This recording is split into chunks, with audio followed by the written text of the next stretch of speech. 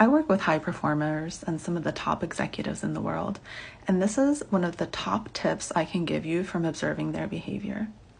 You need to develop an interest outside of electronics. And I'm going to tell you why, and there's actually scientific evidence for this. So, when we're using electronics, it essentially engages more of like a distraction circuit for us. And the problem with this is that it doesn't allow us to process our emotions.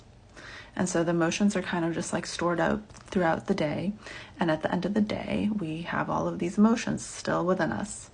The problem with stored up, particularly negative emotions, is that they will control our behaviors.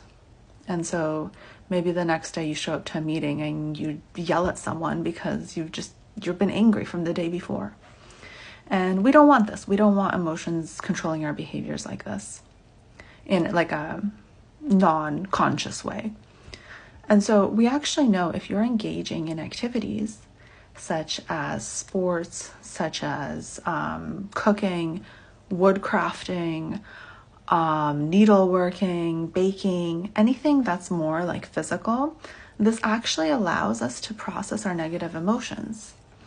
And then therefore, you can kind of start out the next day with more of a clean slate. You're able to think more clearly because you're not so influenced by the subconscious, unprocessed negative emotions.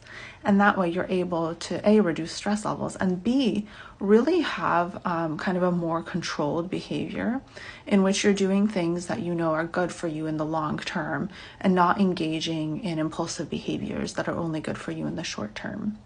And so really anything physical works as long as you're not like super distracted while you're doing it. So I'm not sure if it would work if you're like listening to podcasts while you're doing this. You might want to just try only the physical activity, just being kind of immersed in your thoughts. And it's a great way to relax and a great way to process emotions.